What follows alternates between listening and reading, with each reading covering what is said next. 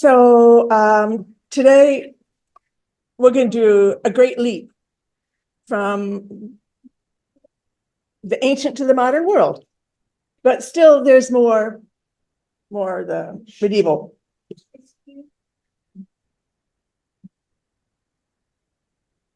Yeah. And to start, this is a 13th century image from a Bible, and it's showing God the Creator. And you see how God the Creator is created using a compass. It's the God creating a world that's rational and architectural. And it's just that whole dominance of this marvelous Gothic intricate style. And that's what we're going to have some more of, including some review, as if this were a regular class, of Chartres Cathedral. I would that we still had Saint Denis, because then you would have the key monument, but it doesn't exist in the form in which it was envisioned by Abbot Suger. And Abbot Suger, that's one of the rare times in the Middle Ages where you can say it is because of this one specific individual and his own specific vision that a new style was created that became the first international style since ancient Rome. He just came from minor nobility, and he was sent to the abbey when he was 9 years old. But his political skills, his vision, his connections made it all possible. And remember the litany that goes on. This pointed arches, rib vaults, flying buttresses, that you have to create a Gothic cathedral, and stained glass. Those three first were so that stained glass was possible, that there was space for stained glass. But those were all things that had existed before. And it was the people he pulled together, we don't know who it was, in that drive to make as much space as possible where you could have the colored light of stained glass to carry out what he believed was the philosophy of what he thought was one of the founders of that importance of that site, to this man named Dionysius the Areopagite, that the way that you can move beyond this world of senses is through sight, the most immaterial of senses. And also this emphasis in the turning in the Bible to the description of the new Jerusalem, the heaven that's to come, and it's all of gems. So that's, again, just the radiance, the beauty, the amount of light. So then you get to Chartres Cathedral. That's really a wonderful one, both because it survives in such fine condition and because it still has most of its stained glass, was not bombed out. And its founding story is so splendid when it's the upsurge of the townspeople discovering they thought that the relic here was destroyed, and they vowed their time, their money, their resources to build this new cathedral in a very short period of time. But that's a little bit of a distorting story. True story, but you can't think of that as being typical for most of the cathedrals. One of the reasons the cathedrals tend to look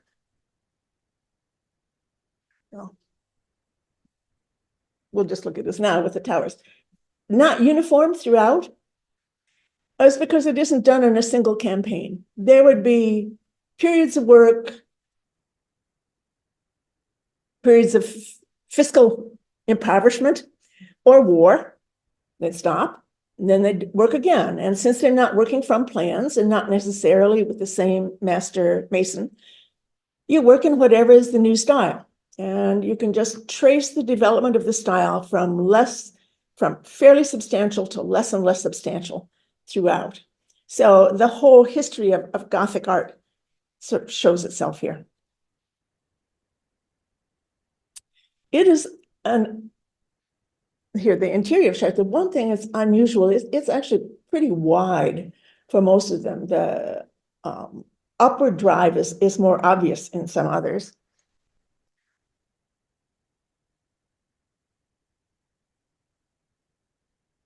When thinking about how the many ways of just getting rid of wall, sometimes it's not even getting rid of wall, but say looking along here, that could be all wall, but instead you have a sort of a diagram that this is the, well, here, let's take this. This is the central rib. And then that goes down, that goes down, that goes down. It is joined by the band that comes around here. And this band goes to this one. So everything, you can follow all those lines. You don't need those lines. They're not strengthening it, but they diagram the forces and they complicate so you don't see the wall surface. Likewise, behind there, that's the only place there's a roof. That's the roof over the side aisles. But instead of leaving it a wall, there's a space, and it's not for many pilgrims to stand up there. It's just eroding the wall. Or how you make the window frames much larger than the windows. So the light can shine down at an angle, but again, it's just biting away all of the wall.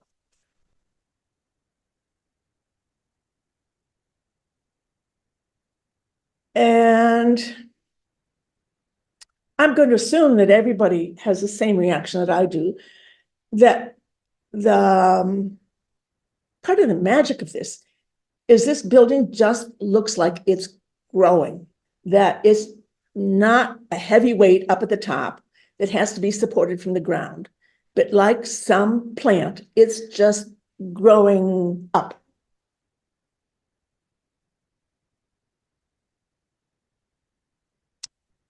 So even on the exterior, whenever possible, you get rid of wall. That would save some stone. I mean, it's not an altogether impractical thing. But so here you have statues of saints, and you, instead of making this come out all at once, you make it come down in steps so that it only gradually gets heavier toward the bottom. You open a space here so that light can come in as an angle to hit those windows. Everything done from every angle to let in as much light as possible.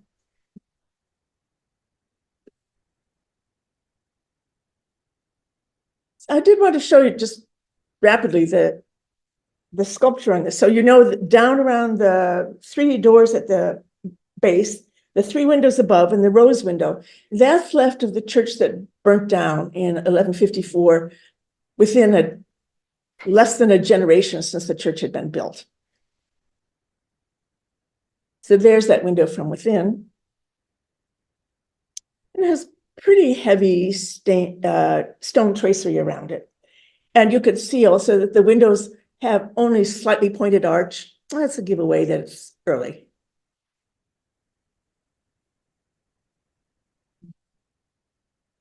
Then with the crowds of people who came to this church and to encourage greater traffic flow on both the north and the south sides of that extending arm that makes it look like a cross, it's called a transept, so that part that goes across.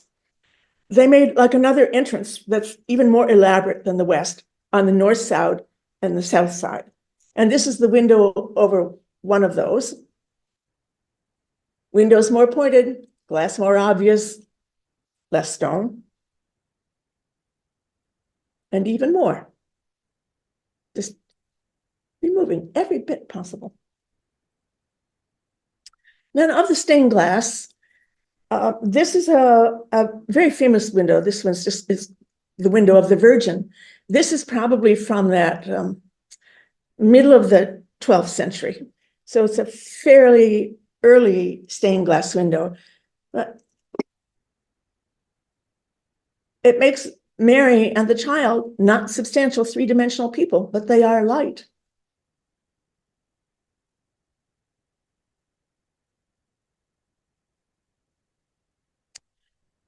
And I thought, well, okay, let's go back to Hagia Sophia. In the 9th century, under Justinian, there were some sort of decorative mosaics put in. They're gorgeous, but they represent jeweled borders. There's nothing figural in them. And only in the 9th century were there some mosaics put in. Church not built for them. It's way too big. You don't get good visibility of them.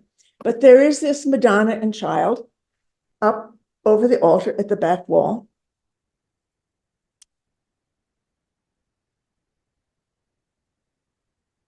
It's another version of doing the same, having the same aspiration, because now it's mosaic cubes, and that gold, these are cubes of glass with a thin layer of gold foil and then glass on top of that. And since she's right at the center, and that's a curved surface, that's where the light collects. So it looks like the light radiates from her. Whereas in the window, the light radiates through her. But her son is supposedly the true light. So it plays on theology, and it certainly exploits what you can do in terms of materials in the image. See, so that's why his robes are gold and silver.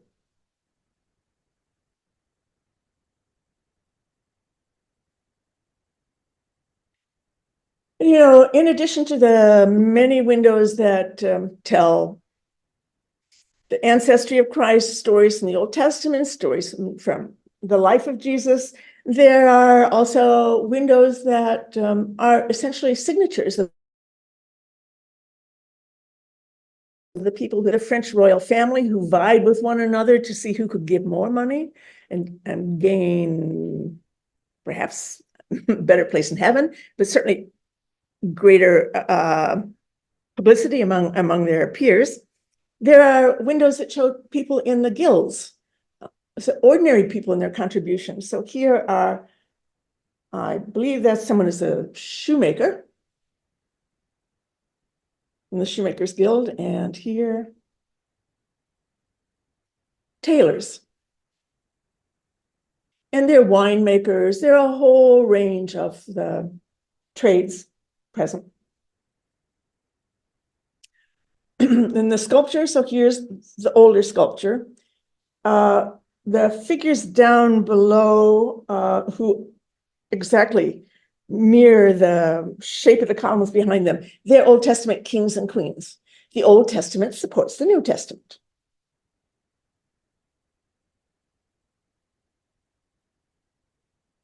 Now, with my preference for Romanesque art, of course, I just think these are quite fine.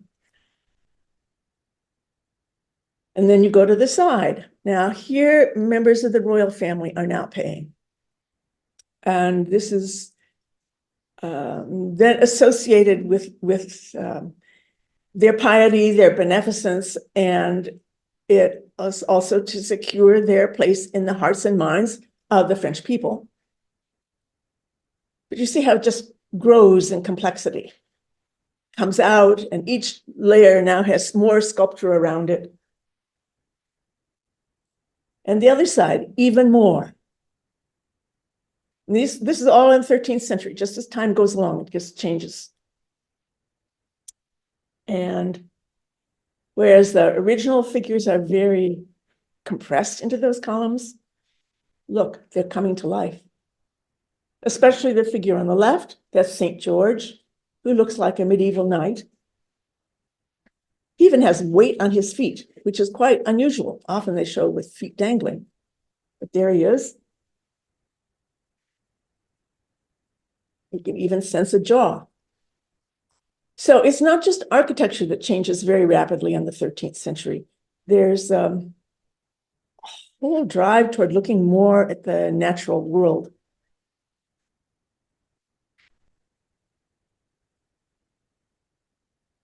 So this is Amiens Cathedral. This is more of what we might think of as typical of the real world also. In the 13th century, rivalry developed which church is going to be the biggest. And Amiens was the largest cathedral in Europe. And it was one bishop and his family who paid for it largely. And because it was one bishop and his family rather than the populace, he had more control of how rapidly it got done. And it is almost all 13th century. So it's more coherent than most of them are.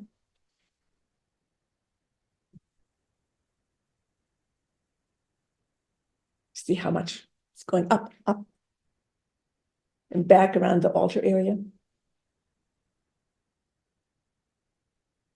I dare you, it's like a folded up, what, fence or screen? It doesn't look like a solid building at all.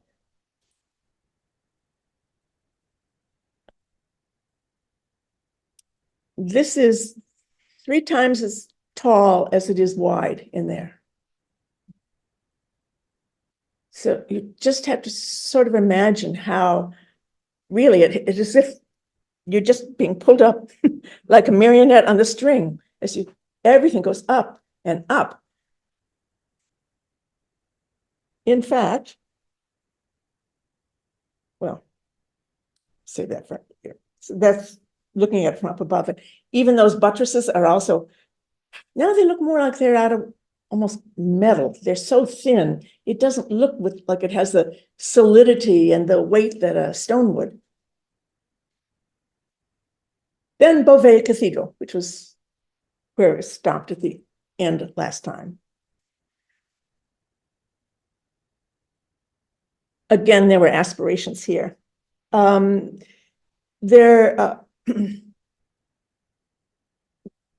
don't know how to say this in any nicely fed into a sequence way, because it's something that doesn't look very fed into any sequence. You see that little tile roof structure at the lower left, red roofed structure? It's on the same depth as the cathedral. That's the nave of the cathedral.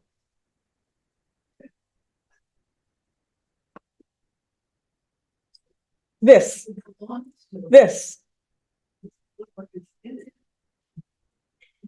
was a 10th century church. And then it was to be replaced by the tallest Gothic cathedral to be built. And since worship goes on throughout all of this, you have to have some spot there where services can continue. And sometimes, like at Chartres, they waited to do the altar and they replaced everything else before they did the altar area. Here, they just kept the service going on in the nave while they built the new end.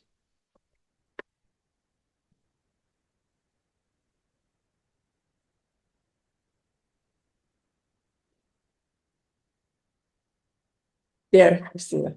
I can't even find an image that shows what the inside, it's a wood roofed structure, and it had burnt down 3 times in a row. And once 3 years after the last time they replaced the altar and reconsecrated it, there was another fire, and that was like, okay, now it's time to change. Is it in use today? I believe so, but it's sort of mentioned as being sporadically used. So I think that's probably for the congregation, and the rest of it is for tourists.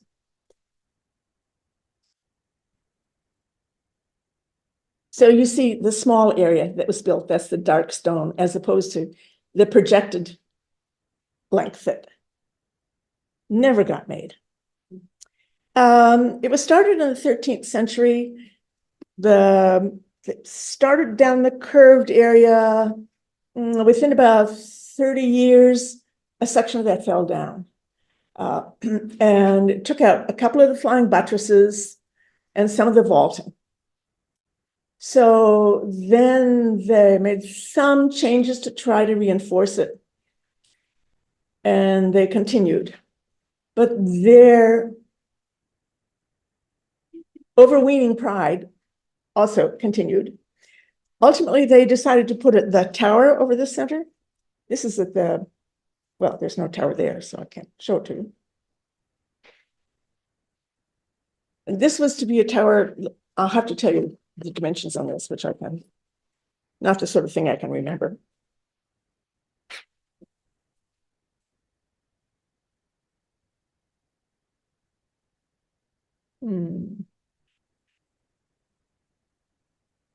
Well, the inside was 157 feet, and then it was I don't know, even higher than that. But they built, 502 feet to the top of the spire. And it collapsed. Mhm.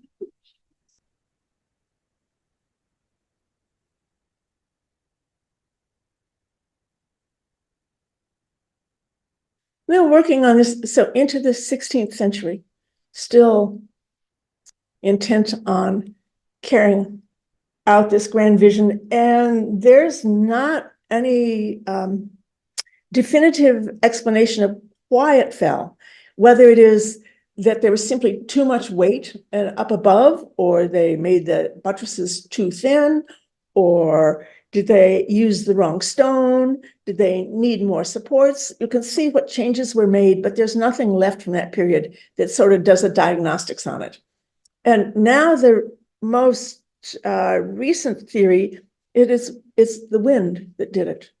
That simply the force of the wind moving through there was enough. The foundation's not deep enough and the walls aren't thick enough to withstand that.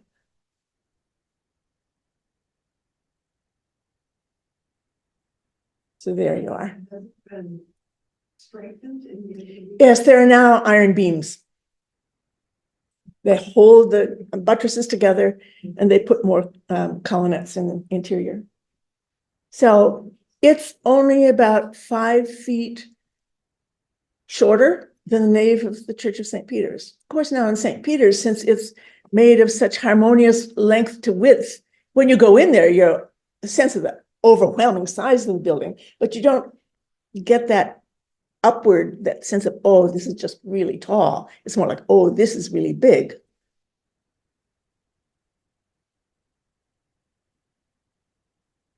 So what a different, altogether different religious conception that building shows.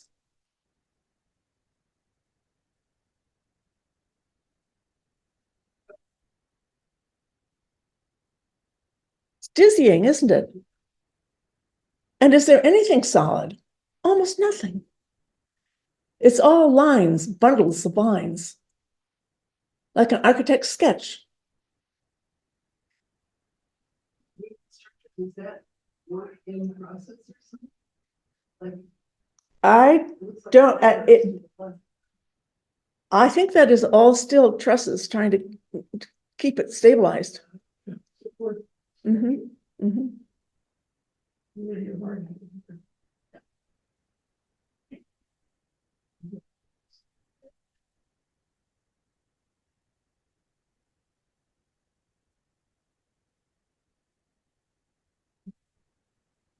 So you have two different architectural traditions. I think actually showing you two different religious understandings, because this one is so much, don't you have the sense that this is, as the person who wrote at the inaugural sort of encomium for this, is that this is a dome that's floating and it's coming down. This is God coming down to earth to meet us, floating on light or hovering above us. And also, what did Justinian say when he went in there? Solomon, I have surpassed thee. So he's thinking of the Old Testament, the temple. The Christian one is the Western Christian that's aspiring upward to heaven, that heavenly Jerusalem. So it's just a different way in stone and glass mosaic or stained glass to present their theology. Although that's a black and white one, I think this is a wonderful one for showing you the way the light pours in there. Now, we're saying goodbye with two other items. This is in the cloisters. It's a 13th century little reliquary of Madonna and Child. It's a silver, which is gilded, and then those are enamels. See how the reliquary takes the form of a church? That's just the dominant form. And it looks almost like stained glass windows to the side. Or I thought you might like this one. A shoe, a 15th century shoe. That pointed form is everywhere. Although after Beauvais Cathedral, they never again tried to build that high, sensibly enough. They begin to, how does the rivalry, the desire to make something even more and more grand, it shifts into being more complex, but lower.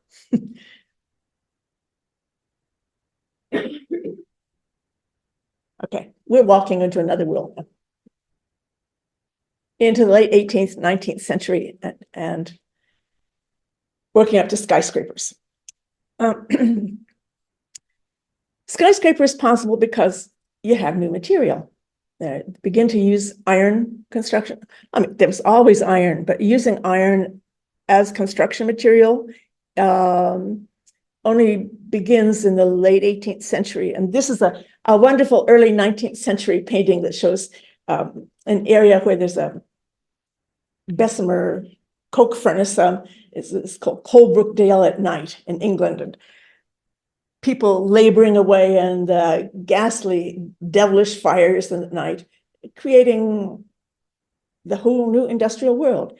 Metal, so you can have iron, and then around, almost took to the beginning of the 20th century before steel really replaced it. You have railroads, you got railroad lines, you have all sorts of changes. So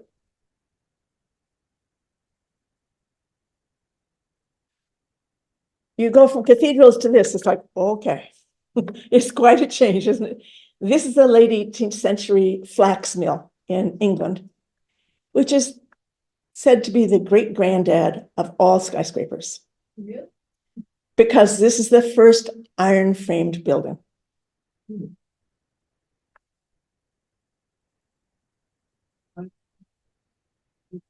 And here it is inside. So it's like,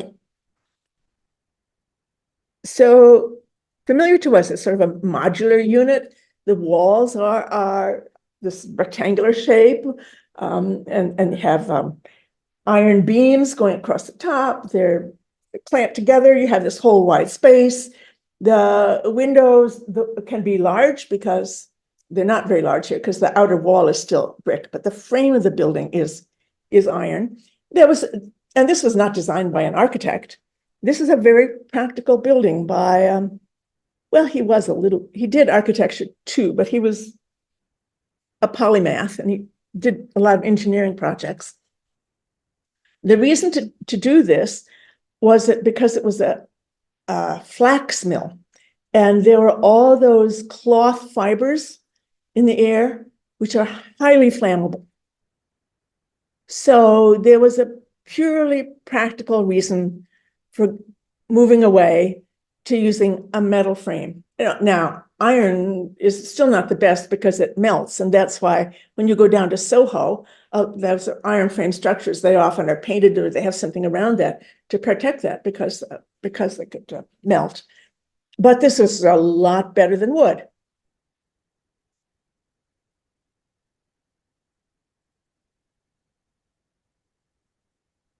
This is a World Heritage Site, and it's simply called the Iron Bridge. Well, it's in England, but let's see. I'll tell you where. I think it's near Shrewsbury. Let's see. Oh, trust me on this. No, it's in Shropshire, over the Severn River. And the span is 100 feet across. The reason that this was such an innovation was that this is an area where there's a lot of mineable resources, and this is quite a deep gorge. And if you were to use a masonry bridge here, look how much stone you'd have to use to get for that height, to get from one side to the other. And if you build something too high of stone, the stone will collapse on itself. And as they were beginning to want to get transport across, so they thought of an engineer came up with this idea that you can bolt together pieces of cast iron and you can make a bridge that's strong enough to get across that space and still leave the water navigable below. And it was a wonder.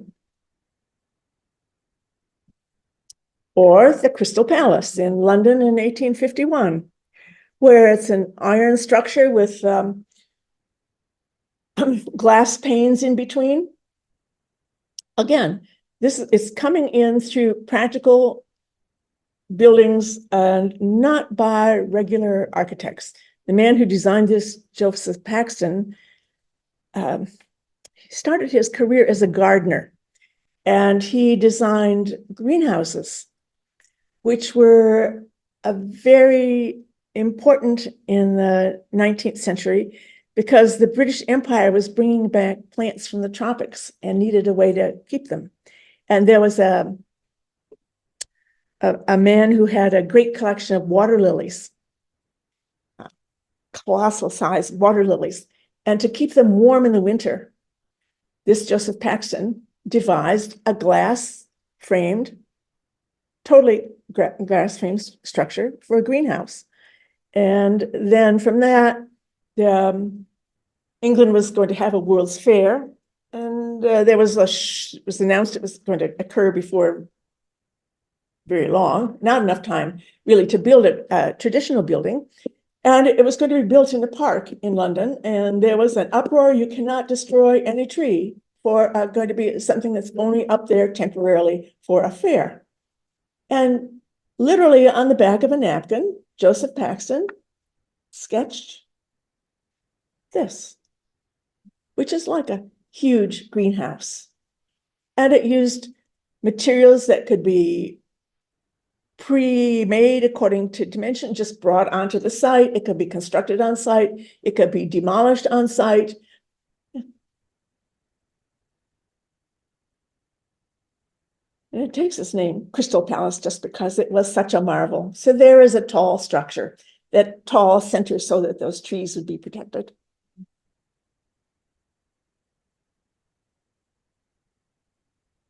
Early photo of it.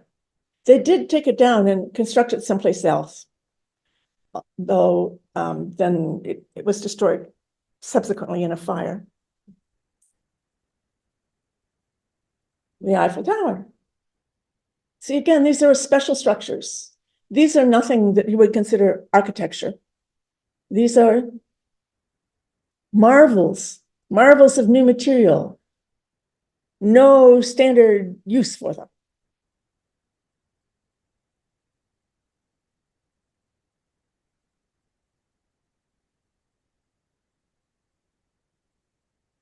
Now we come back to this country and buildings. And this is not an iron frame building. I hope you look at that. This is one solid son of a gun. This is in Chicago. It no longer exists. It was a building owned by Marshall Fields, the great department store, and it was their warehouse wholesale center, and it occupied a whole city block. And this was considered by people in Chicago just astonishing, palatial, monumental, cyclopean, because it is a huge stone building by Henry Hobson Richardson, who designed Trinity Church in Boston. And a lot of his style is called neo-Romanesque, with all the round arches. But you see how what this department store is expressing is a solidity, reliability, wealth, permanence. It had acres of floor space inside for sales. The stone down below, which is made to look very rough. Then the higher levels, there's brick, and then they have facing of slightly other material, always to look like stone, because it's to look like a Renaissance palace. There's a palace in Florence.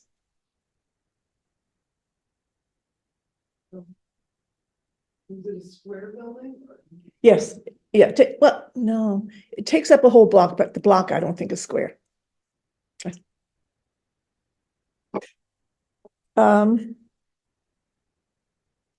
For the sense of size, the window sills on that lowest level of windows, which are of single blocks of stone, they're 18 feet across. Now, to make this building look even more substantial, those windows, these are the things that architects take into consideration. They're pushed toward the inside of the wall. See, instead of like hanging right at the outside, so that you see how thick the wall is, how reliable this is.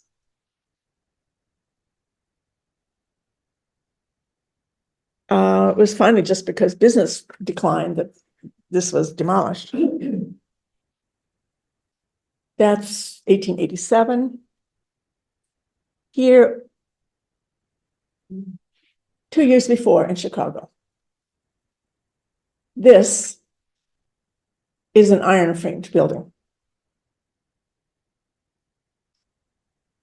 Yeah, the home insurance in the second half of the 19th century just burgeoned across this country.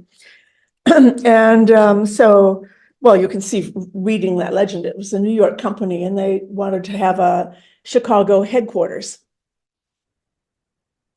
How'd you know that that's an iron frame building?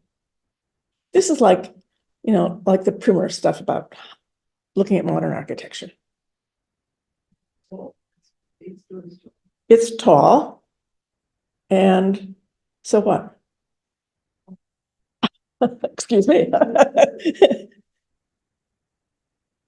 It's true that if it gets really tall, the walls below, if they're stone, are going to have to get thicker and thicker and thicker, so you have less usable, rentable floor space. You have, because here, if the frame is metal, that stone or brick or whatever you put on it is just largely a protection against the weather. It's not doing any of the support. Do you see anything else? Looks like oxidized iron. Yeah.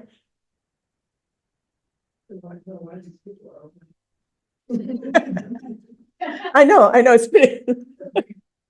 I'll show you an ancient photograph of it in a moment here.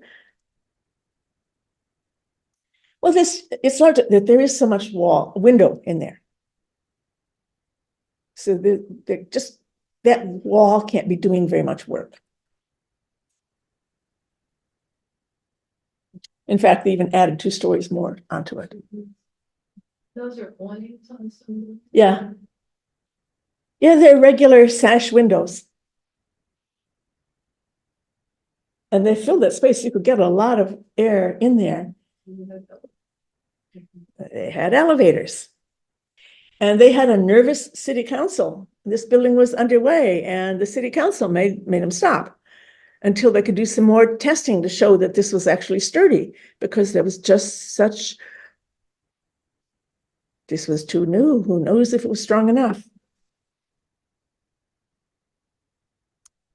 So there's a frame. It's like, how many buildings we could go to now and say, oh, you know, it's just like what we do. But this was new.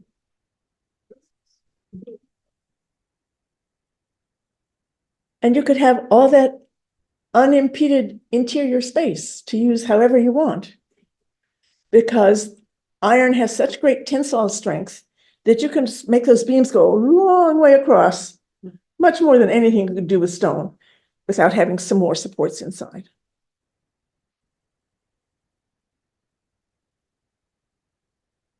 And elevators.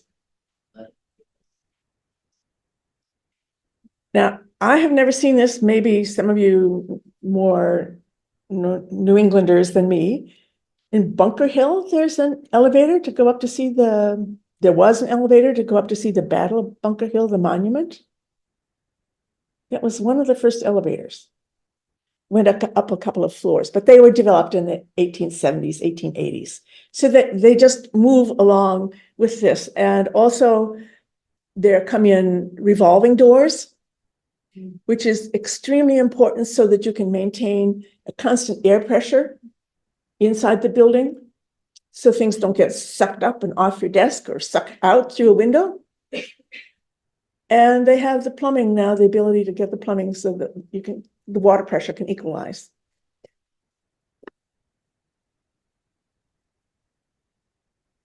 And this was New York's similar version, another insurance company from the 1880s, another life insurance building with an iron frame. You're going to know iron frame because you see all that window. You can cover them now in whatever you want to. So here it's made to look like something from Paris of the same time. What was that located? Check. I think it has to be 23rd Street or lower than that.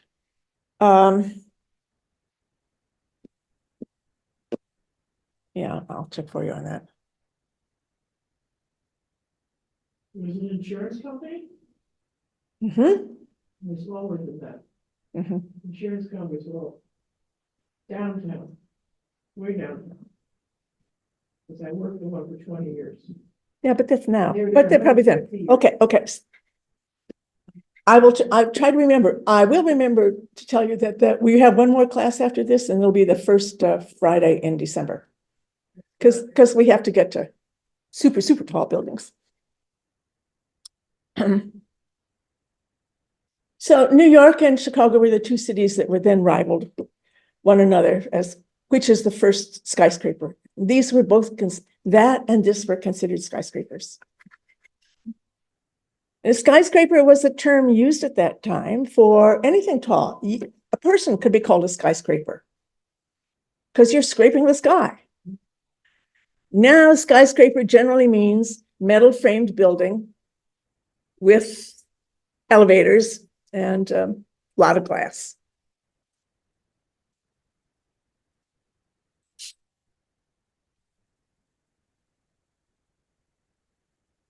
And this is the one I today look at. So you recognize what this is.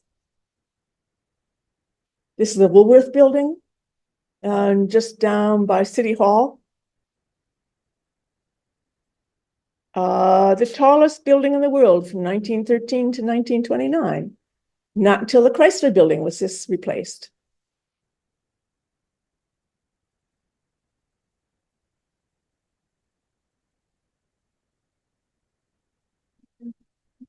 What? Yes.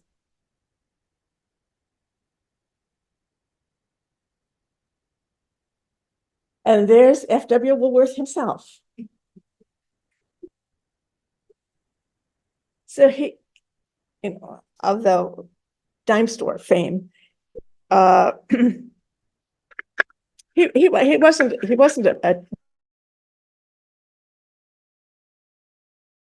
he did make a fortune, and he bought out his competitors, so it consolidated. So he owned a monopoly on stores like this. Still not enough to pay for a structure of the scale he wanted, which was only 16 to 20 feet, 20 stories, which would have been a skyscraper by that standards.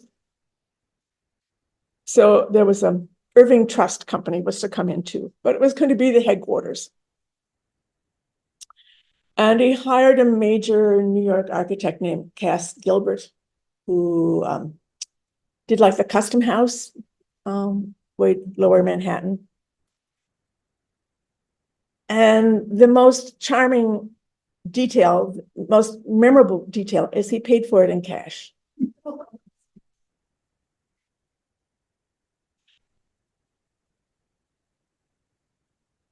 So there he is, and here's his architect with the building.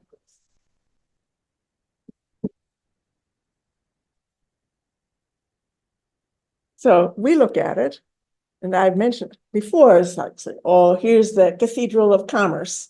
And it was a clergyman writing in a pamphlet about this after the building was up to its full height in 1913, who called it that. But that's not what Woolworth intended at all. He was not anti-religious, but he was not trying to make a kind of comparison. But his sense was that he wanted something like the Tower at Westminster.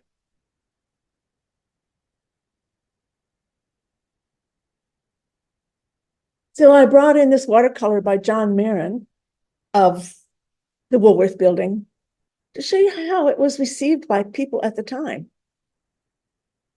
We look at it, I look at it now as, you know, very nostalgic, revival of the past, mask over something that's modern within. No, to Marin and others, this is the idea that the size, the pace, the frantic, the vertigo you get when you look around the city.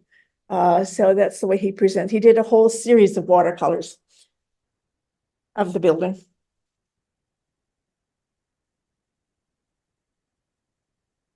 So it's essentially this big block. Now the block is U-shaped. You can't see it from the front, but it's U-shaped so that there's an indentation allowing light to hit all the offices. Because it's got this nice big kind of light well. And then the tower rising over that. 30 floors in the block and then 30 floors in the tower. The tower now is luxury residences. But look how it towers over everything around it.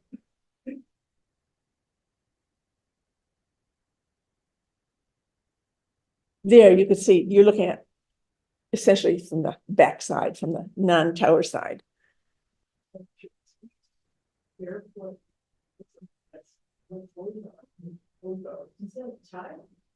Yeah. He didn't know that this was being put up, but evidently he was a man who had a good sense of humor. He said, you know, don't ever let that go. I think it is a lobby level.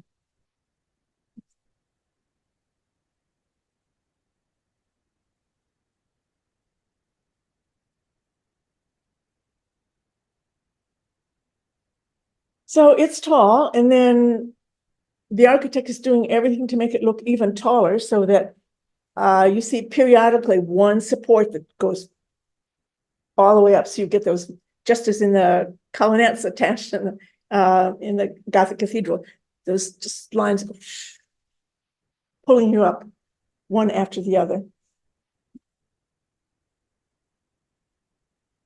Oh. Interior, Interior interior of that building, when you first enter, it's all, I don't know what it is now, but it's all cedar paneling. And there's a lot of metal door structure, very incredibly impressive look. This is some of the interior Great restaurant. in there. When was the senior building closed? What? When was the senior building? Senior building. I don't know.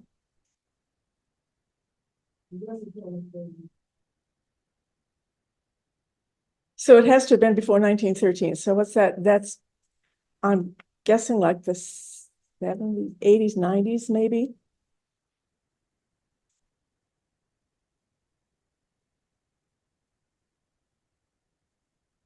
Oh, I want to go there. I'm going the wrong way.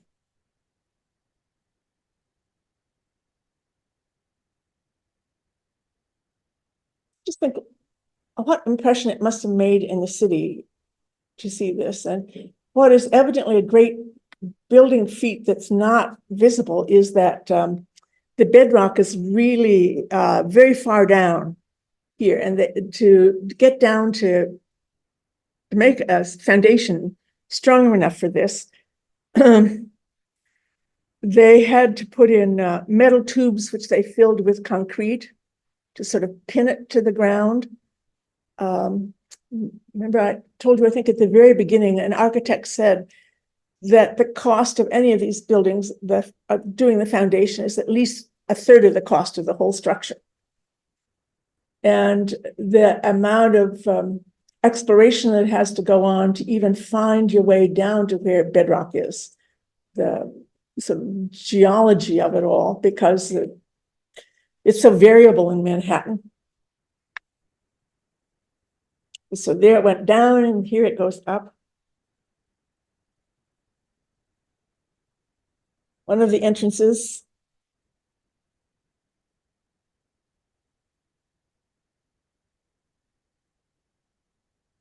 So now, however elaborate the exterior detail is, which is really wonderful, a lot of that is terracotta baked.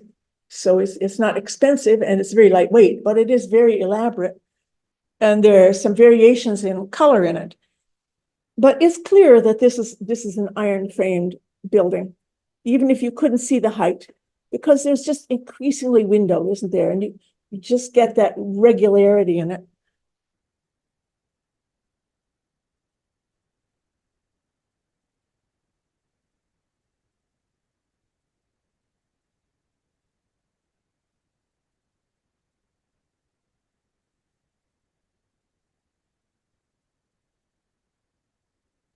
So there's just, and this is up at the level of the luxury apartments.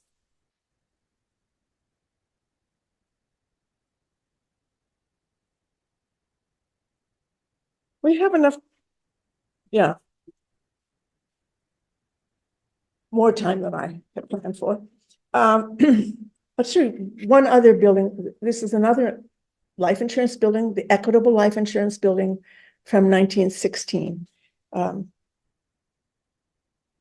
you're looking up at it now.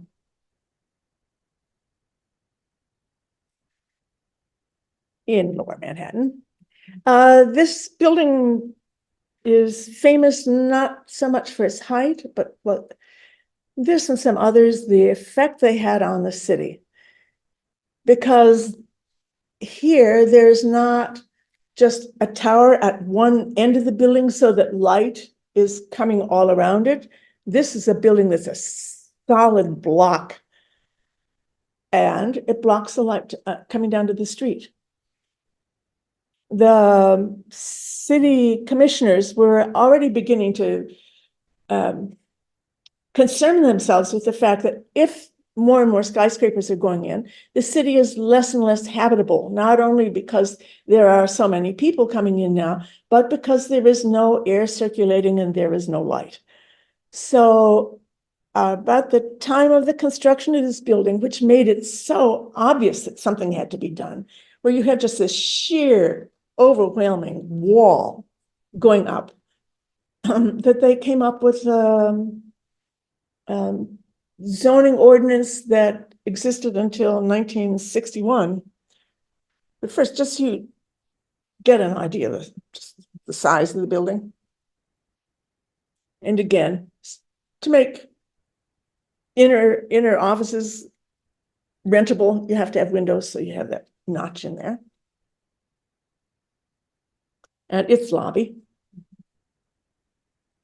And because it's high, you have to have not just elevators, but carefully, strategically conceived elevators, that you don't have an elevator that stops at every floor on the way up, because you're spending a lot of time waiting for an elevator or waiting for an elevator where there's room, where you have one elevator that's designated for certain floors or some for other floors. And now there are tall buildings where there are elevators that might take 5 different floors at a time, 1 to 5. It'll open on all 5. Then it closes. Maybe it goes 20, 25, it'll open up again. Ways of staggering so that there isn't commuting time getting to your office once you enter into the building. But so this is what they came up with, planning for that. Once you get up to, well, there are areas, there's 1 1/4, 1 1/2, 2, 2 1/2. It's how high up you go before you have to step back from the street, and it's determined by how wide the street is. So that there can be light that reaches to the center of the street. So this is that setback principle. And that's the view of the city we know, isn't it?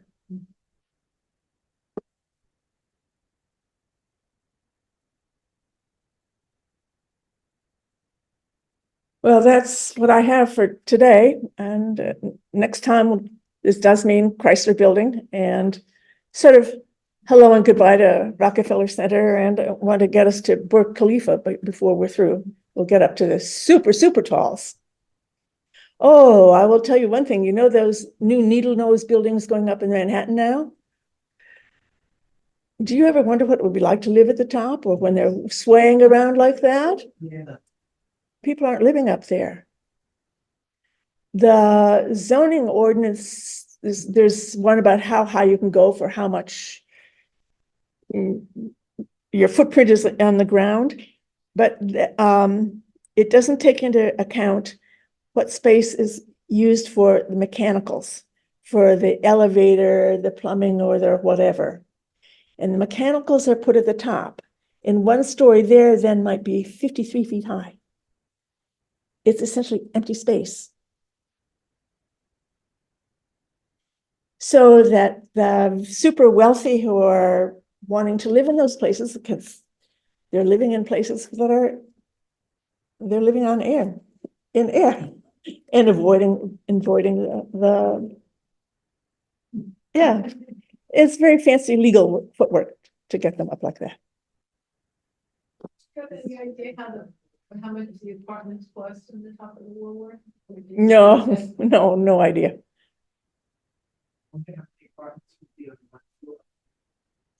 Not very many, I think.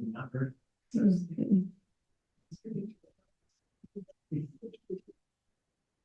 Yes, Something just for sense of humor. yes. My brother-in-law worked.